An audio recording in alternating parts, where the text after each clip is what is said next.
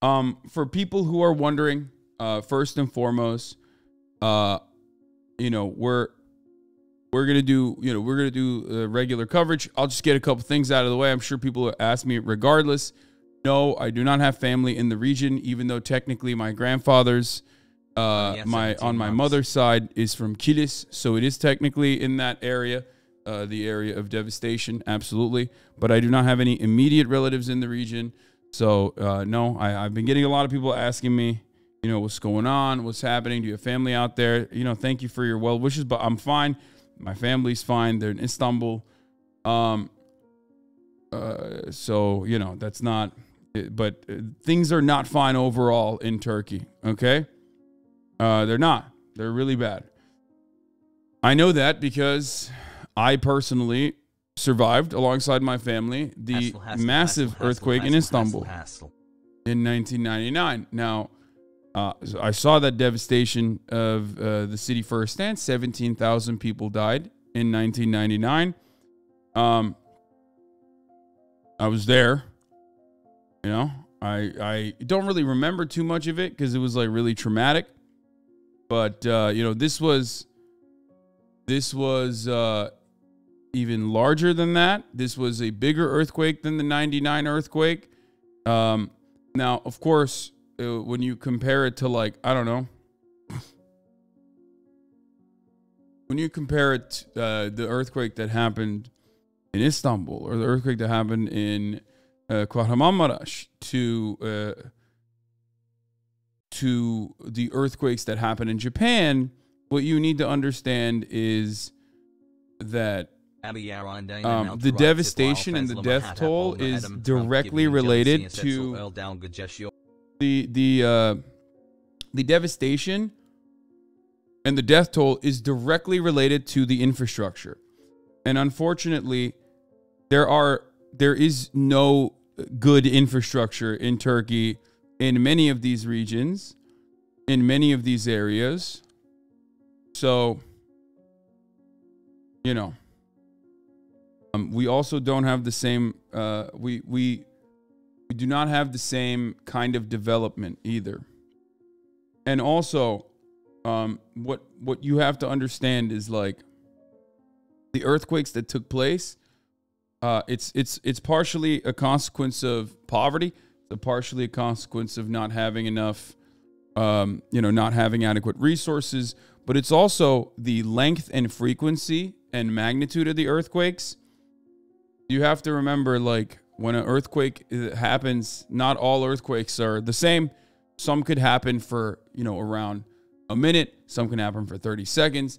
It can be a very devastating one, but it can only be for like 5 seconds. Sometimes in California, we live on fault lines. I sleep through earthquakes regularly. Sometimes I wake up as a consequence of earthquakes here in California. And they're like fucking, they'll be like 4, 5. That's obviously tiny in comparison to a 7+ magnitude earthquake. But like, it doesn't even do anything usually. And that is also because it's short.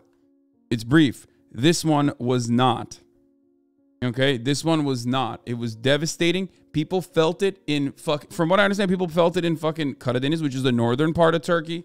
This is like people felt it miles and miles, like hundreds of miles away, thousands of miles away, thousands of kilometers away. They felt it. So that was, and it went on for, Karadeniz is like the Black Sea, exactly. And basically that is fucking insane. You know what I mean? I don't know how else to describe it. Now, people were saying they felt it in Lebanon, which is insane. Okay. I mean, that's crazy. Understand. It's like the distance and there's sea between them. You know what I mean? The distance and the fact that there's a sea, it's like fucking, I don't know what the exact, I don't know what an equidistant length would look like. I guess there's not too much sea, but like it's the coastline. You know what I mean? Like, look at this. Like, it would be like having an earthquake in like, let's see. It'd be like having an earthquake in America, in like a fucking northern part of America, and then fucking feeling it in, I don't know how to like describe it. Let's see. Let's look at a map here. Like a Canadian region that's like equidistant. Yeah, Montana versus California. I guess that's good. Yeah. Yeah, it's like having an earthquake in Texas and feeling it in Alaska. I mean, it's like it's a little bit. It's not as far. I don't think. But anyway, this area is massive for the record. Okay, it's populous, but it's also massive. I will look at some Turkish coverage. I will look at some Turkish news broadcasts. I will potentially talk to some Turkish content creators as well.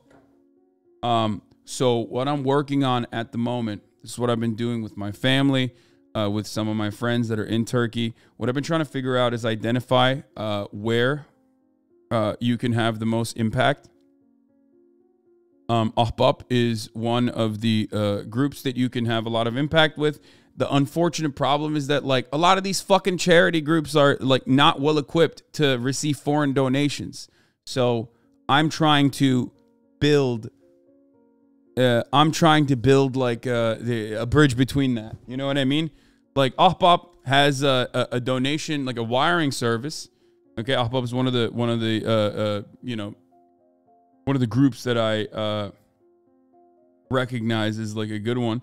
And Akut is another one. It's like the government organization, I guess. But like, the problem is they just don't have like it's not like a one-click thing. You know what I mean? It's not set up for.